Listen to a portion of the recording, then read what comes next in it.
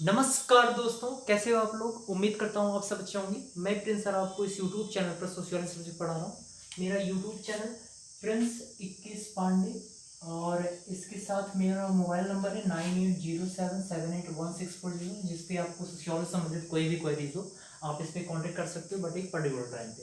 तो मैं आपको बताना चाहूँगा कि पिछले दिनों से कल से मैं आपको वीडियो वो प्रोवाइड कर रहा हूँ जो हमारा ऑनलाइन क्लास में जो हमारा लेक्चर होता है, उस लेक्चर के अकॉर्डिंग मैं आपको क्वेश्चंस प्रोवाइड इस यूट्यूब के थ्रू कर रहा हूँ।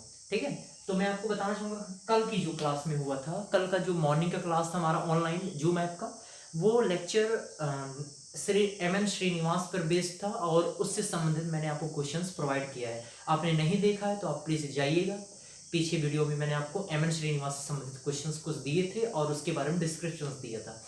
आज हम इस वीडियो में महात्मा गांधी के संबंध में पढ़ेंगे। वैसे महात्मा गांधी का आज टॉपिक नहीं था, आज इरावती कर्वे का था, लेकिन महात्मा गांधी हमारा पिछला हो चुका है। इसके संबंध में मैं आपको क्वेश्चंस आज इस वीडियो के अंतर्गत प्रोवाइड कर रहा हूं। तो आपको एक इन्फॉर्मेशन देना चाहूंगा, अगर आप जुड़ना चाहते हैं ऑनलाइन क्लास में, तो ऑनलाइन क्लास मेरी 8 से 10 बजे के बीच में चलती है और वो डिस्क्रिप्टिव होती है चीजें। जो मैं क्वेश्चंस यहाँ पे दे रहा हूँ उस क्वेश्चन से संबंधित एक डिटेल आपको नोट्स प्रोवाइड किया जाता है, नोट्स आपका कंप्लीट वहाँ पे कराया जाता है जो हमारा नेट का पेपर है। तो चलिए हम शुरू करते हैं। तो मैं आपको बताना चाहूंगा कि आज महात्मा गांधी से संबंधित हम कुछ महत्वपूर्ण क्वेश्चंस देखेंगे। तो पहला क्वेश्चन हमारा कौन सा है? क्वेश्चन हमारा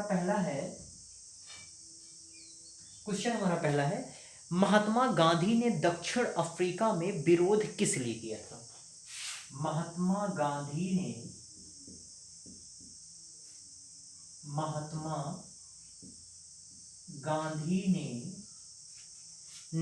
दक्षिण अफ्रीका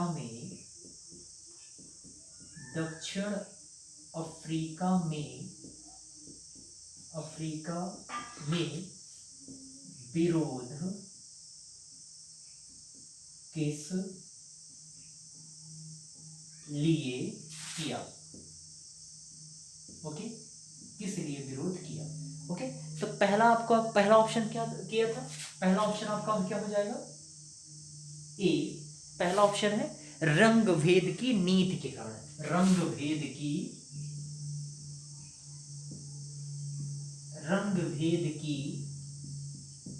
नीति के कारण। दूसरा ऑप्शन है वर्चस्ववाद के कारण।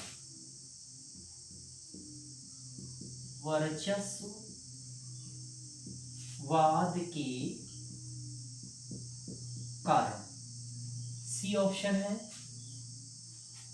आर्थिक नीति के कारण।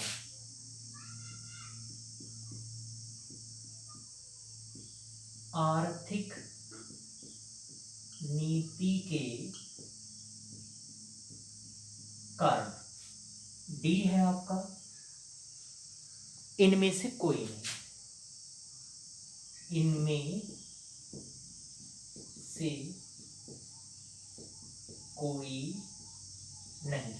ये हमारे ऑप्शन है। तो पहले तो मैं आपको महात्मा गांधी के संबंध में बताना चाहूंगा। महात्मा गांधी और इनका दक्षिण अफ्रीका का जो प्रवास था वो किस संबंध में था। तो मैं आपको बताना चाहूंगा कि महात्मा गांधी जी, पहले हम क्वेश्चन से संबंधित को समझ लेते हैं, फिर उसके बाद आपका आंसर मिल जाएगा अपने आप। महात्मा गांधी जी दक्षिण अफ्रीका गए थे एक मुकदमे की पैरवी के लिए। गए थे दक्षिण अफ्रीका जब गए तो दक्षिण अफ्रीका में प्रचलित था, वहां पर प्रचलित था रेसिज्म, प्रजातिवाद,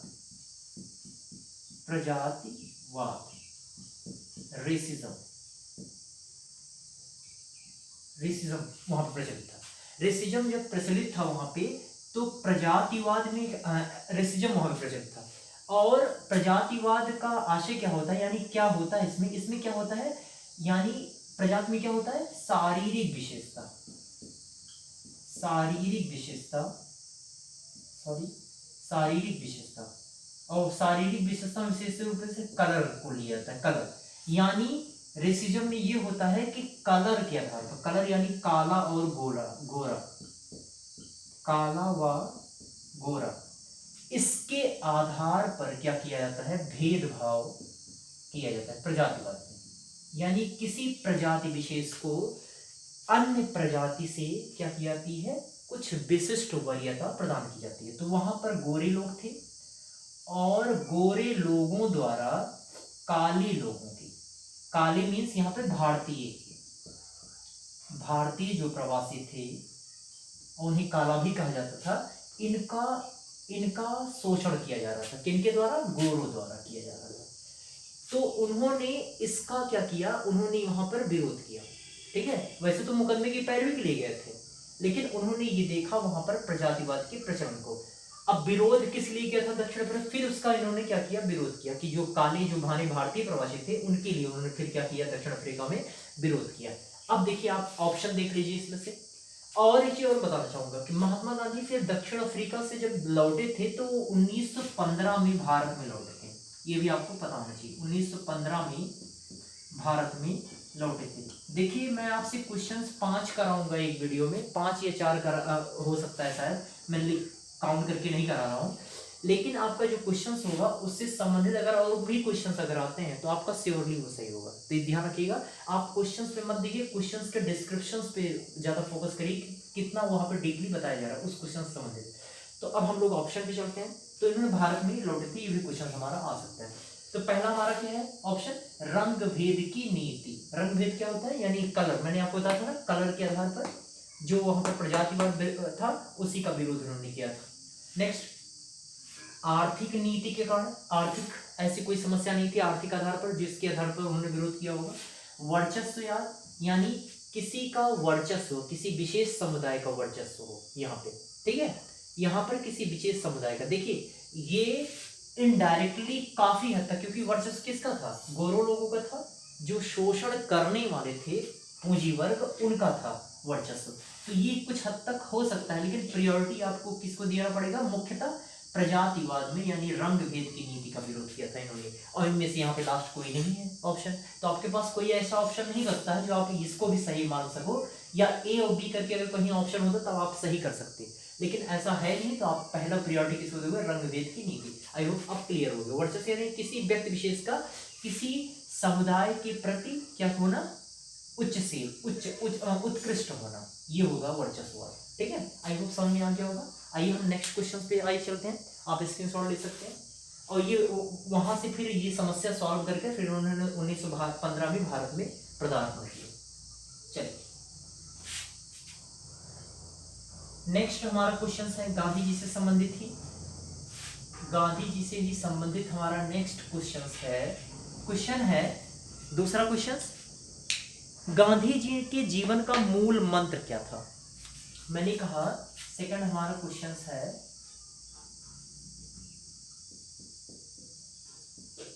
गांधी जी के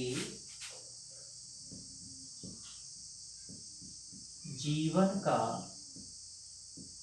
मूल मंत्र है। तो पहला ऑप्शन क्या होगा, पहला ऑप्शन है हिंद स्वराज, सॉरी हाँ यस, पहला ऑप्शन है अहिंसा, सॉरी हिंद स्वराज नहीं अहिंसा, माफ कीजिएगा अहिंसा। पहला ऑप्शन क्या है, अहिंसा। दूसरा ऑप्शन क्या है, सत्य।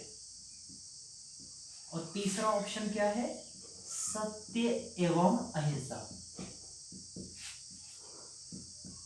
अहिंसा। और चौथा ऑप्शन क्या है, सभी। ठीक है, चौथा ऑप्शन क्या मैंने बताया, मैंने चौथा नहीं सभी नहीं, यहां पे समाजवाद, समाजवाद। ओके, ये हो गए मूल मंत्र। अब आपको अगर आंसर निकालना होगा तो आपको देखिए आपने रटा है तो आप ये श्योर आपको पता होगा कि इनका मूल मंत्र क्या रहा, जीवन का सत्य और अहिंसा। ये मैंने आंसर पहले बता दिया। अब हम लोग थोड़ा डिस्क्रिप्शन देख लेते हैं। आपको पता होगा कि गांधी जी ने जो भी कार्य किया है उसमें उनका ये दो जो तत्व हैं, ये दो तत्व शामिल हैं।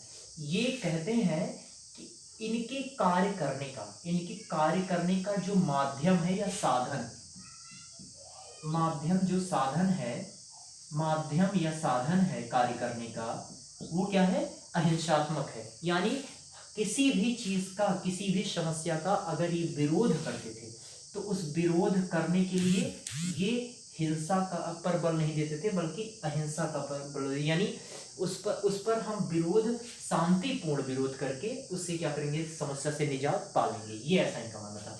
जबकि सत्य को इन्होंने लक्ष्य माना, साध्य, इसको साध्य बोलेंगे या साध्य को बोलते हैं लक्ष्य, लक्ष्य माना है सत्य को। ठीक है, तो सत्य और अहिंसा, सत्य और अहिंसा नामक दो मूल मंत्र थे। सत्य को इन्होंने साध्य या लक्ष्य माना और अहिंसा को साधन यानी माध्यम माना है। तो इनका ये मानना था कि साधन हमारा अहिंसा होगा, अहिंसात्मक होना चाहिए, तभी हमें जो हमारा सत्य रूपी लक्ष्य है वो प्राप्त किया जा सकता है। इसी के संबंध में अगर हम एक लोग को और भी याद दिलाना चाहूंगा, राधा कमल मुखर्जी जी। राधा कमल मुखर्जी भी इन्हीं से ही प्रभावित कुछ काव्य लगते हैं और उनका भी यही माना था कि साधन और साधन मूल्य, आपने सुना होगा साधन मूल्य, यहाँ पे मैं बात कर नहीं रहा हूँ, साधन मूल्य और साध्य मूल्य, ये मैं अपनी क्लास में, जो ऑनलाइन क्लास है उसमें मैं बच्चों को बताया हूँ इसके संबंध में। ठीक है, कि राधा कमल मुखर्जी की इस विचार के संबंध में वो महात्मा गांधी का जो विचार है सत्य अहिंसा वो दिखाई देता है। तो ऐसा मेरा मानना है। ठीक है, ऐसा कहीं लिखा नहीं है। तो साधन मूल्य और साध्य मूल्य, जैसा कि ये राधा कमल मुखर्जी का दिया हुआ था। तो राधा कमल मुखर्जी कहते हैं कि जो साधन है, साधन अगर हमारा अच्छा होगा तो हमें जो मूल, हमारा जो लक्ष्य है, साध्य रूपी जो हमारा मूल्य है वो प्राप्त हो सकेगा। जैसे कि एग्जाम्पल के थ्रू मैं समझा देना चाहूंगा। आप ये बताइए, अगर आपका जो आप जैसे प्रिपरेशन कर रहे हो, एनटीए के लिए आप प्रिपरेशन कर रहे हो, आपका साधन क्या है, आपकी पेन, कॉपी, पेपर और आपकी बुकें, ये सब सारी चीजें। आपका अगर वो स्ट्रांग है, आपकी स्ट्रेटजी स्ट्रांग है, आपकी स्टडी स्ट्रांग है, तो आप क्या करोगे, आपका जो ये होता है सफलता, ये सक्सेस, ये 99% क्या हो जाती है, फुलफिल हो जाती है। ये ध्यान रखिएगा। तो इस पर बेस्ड करता है। ये आपका गड़बड़ है तो ये क्या होगा, गड़बड़ ऑब्वियसली होगा। ठीक है, आयु समझ में आ गया होगा। कुछ संदर्भ में अहिंसा, तो केवल अहिंसा को नहीं माना, केवल सत्य को नहीं माना, तो ये सब गलत हो जाएंगे अकेले। और बचा समाजवाद, तो समाजवाद यानी सामाजिक विकास। तो सामाजिक विकास कोई ऐसा मूल मंत्र इनका नहीं था, लेकिन हाँ इनका सिद्धांत जरूर था सामाजिक विकास वाला, और वो था न्यायशीलता या ट्रस्टीशिप का सिद्धांत। ओके, ये आप स्क्रीनशॉट ले सकते हैं। नेक्स्ट क्वेश्चन पे हम चलते हैं। नेक्स्ट क्वेश्चन क्या है गांधी जी के संबंध में, चलिए हम इसे रेज कर दे रहे हैं। नेक्स्ट क्वेश्चन क्या है, नेक्स्ट क्वेश्चन है इनके संबंध में। नेक्स्ट क्वेश्चन, सामाजिक क्रांति का गांधीवादी तरीका निम्नलिखित में से क्या था। मैंने कहा सामाजिक क्रांति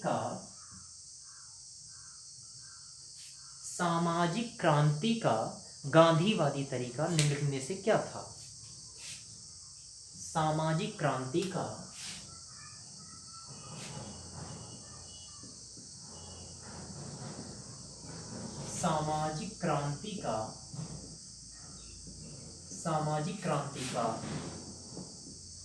गांधीवादी तरीका क्या था। ये है क्वेश्चन, सामाजिक क्रांति का गांधीवादी तरीका निम्न में से क्या था। तो पहला ए ऑप्शन सत्य, बी ऑप्शन है अहिंसा,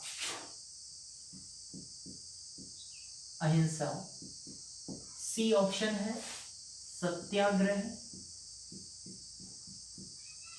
सत्याग्रह और डी ऑप्शन है उपर्युक्त में से सभी, यानी यहाँ पे डी ऑप्शन हो जाएगा सभी।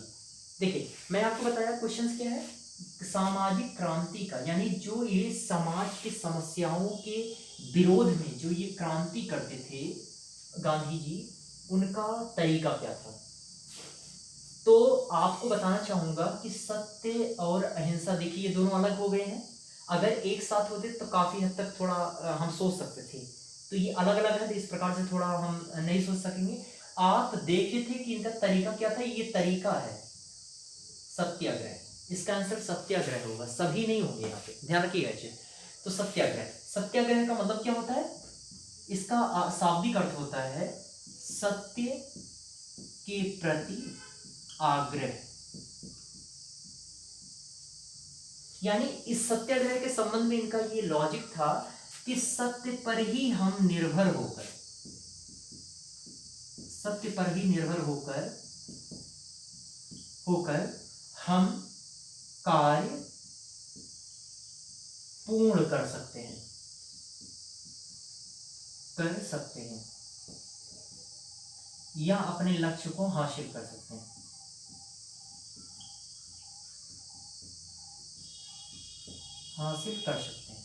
निर्भर होकर कार्य पूर्ण कर सकते हैं या सत्य को हासिल कर सकते हैं। ठीक है, ये सत्याग्रह का था।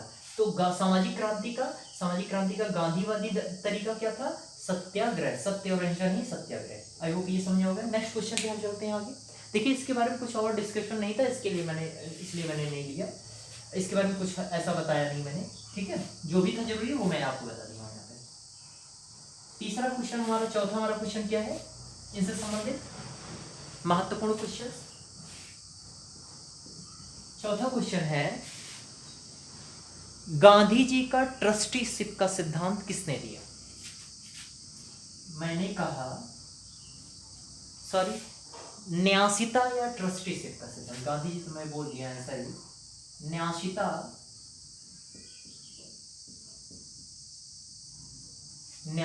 या ट्रस्टीशिप का सिद्धांत किसने प्रस्तुत किया? तो पहला हमारा ऑप्शन है जवाहरलाल नेहरू यानी नेहरू। मैं यहां लिख दे रहा हूं नेहरू। बी ऑप्शन है विनोबा भावे। देखिए, कुछ लिखावट में हल्का हो जा रहा है, लेकिन मैं फिर भी नाम मैं बोल दे रहा हूँ। ठीक है, तो इसे मैनेज करिएगा। मैं फिर से ट्राई करूंगा ये सही हो सके। ठीक है, तो विनोबा भावे। सी ऑप्शन है महात्मा गांधी यानी महात्मा गांधी। डी ऑप्शन है अंबेडकर, भीमराव अंबेडकर। ये हमारा क्वेश्चन हमारा न्यासिता या ट्रस्टीशिप का सिद्धांत किसने प्रस्तुत किया? तो पहले नेहरू, विनोबा भावे, गांधी जी, अंबेडकर, ये सब लोगों ने रटा है। न्यासिता या ट्रस्टीशिप का सिद्धांत किसने दिया? गांधी जी ने दिया, और हमारा डेडिकेटेड गांधी जी से संबंधित है। हम लोग न्यासिता या ट्रस्टीशिप का सिद्धांत जानते हैं कि इसके संबंध में उन्होंने कहा क्या है गांधी जी ने। तो मैं आपको बताना चाहूंगा कि इसके संबंध में इनका ये कहना था, इसके अंतर्गत यानी समाज, इन्होंने इस सिद्धांत के अंतर्गत सामाजिक विकास पर बल दिया।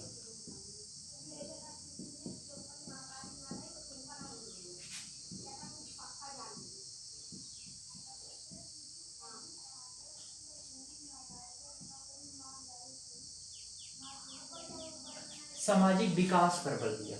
ठीक है, सामाजिक विकास पर। ट्रस्टीशिप के सिद्धांत के अंतर्गत गांधी जी ने क्या किया? सामाजिक विकास पर बल दिया है। सामाजिक विकास में इन्होंने कहा कि समाज का अगर विकास करना है तो समानता आधारित होना चाहिए, समानता आधारित। और इसके संदर्भ में इन्होंने सर्वोदय का कॉन्सेप्ट दिया था, सर्वोदय। और सर्वोदय के बाद ही इन्होंने कहा कि समानता वो भी निम्न या दुर्बल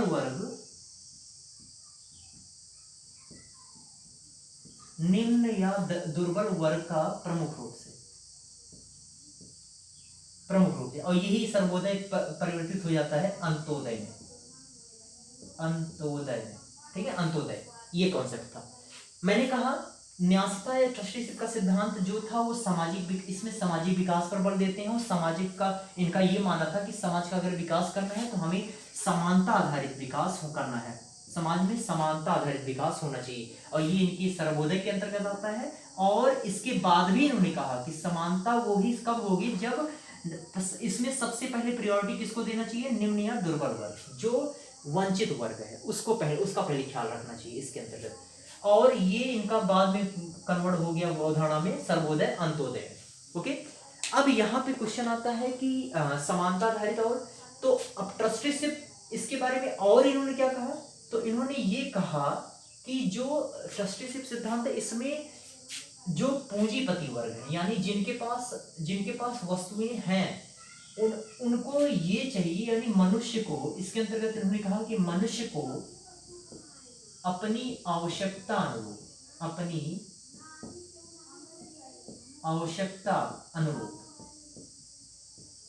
अनुरूप ही चीजों का या वस्तुओं का संग्रह करना चाहिए। और उनके पास अगर बची हुई चीजें होती हैं, अगर उनके पास बचती हुई हैं चीजें, तो उसे क्या करना चाहिए, उन वंचित वर्गों को क्या करना चाहिए, डोनेट करना चाहिए। मतलब आप आप यानी जो समाज की जो वस्तुएं हैं या चीजें हैं, आप उनका अर्निंग करके, और आप उतनी ही चीजों को आप रखिए, अपने पास रखिए, जितने से आपकी आवश्यकता पूर्ति हो सके। अगर आपकी आवश्यकता की पूर्ति के बाद भी अगर आपके पास बचता है शेष चीजें, तो आप उसे दूसरे को क्या करें, जो वंचित है, जिसके पास है ही नहीं है वो वस्तुएं, उनको आप प्रोवाइड करने का प्रयास करें। ये इन्होंने न्यासिता या ट्रस्टीशिप के सिद्धांत के अंतर्गत दिया था। ये पीजीटी के एग्जाम में हमारे पूछा था, पीजीटी 2016 के एग्जाम में, ठीक है। और लेकिन ये जितना मैं इजी लैंग्वेज में बता रहा हूँ, इतना इजी लैंग्वेज में वो सेंटेंस था नहीं, तो आप ध्यान रखिएगा, ये क्वेश्चंस काफी इंपॉर्टेंट है। तो आई होप आपको समझ में आ गया होगा। और हम अब नेक्स्ट वीडियो में फिर से महात्मा गांधी के ही संबंध में मैं आपको कुछ और भी क्वेश्चंस लेके आऊंगा, और उससे संबंधित डिस्क्रिप्टिव भी आपको मैं प्रोवाइड करूंगा। तो चलिए हम लोग यहीं पे ब्रेक करते हैं, और आपको वीडियो अगर अच्छा लगा तो प्लीज़ लाइक करिएगा, शेयर करिएगा, और सब्सक्राइब करना मत भूलिएगा जो भी नए होंगे, और साइड में बेल आइकन होगा, उसे प्रेस कर दीजिएगा, जिससे आपको 1 to 1 नोटिफिकेशन मिलता रहे जैसे ही यहाँ से अपलोड होता है। ठीक है, थैंक यू सो मच। और ढेर सारे लोगों को आप शेयर करिए जो भी आपके कॉन्टैक्ट होते हैं। Thank you so much.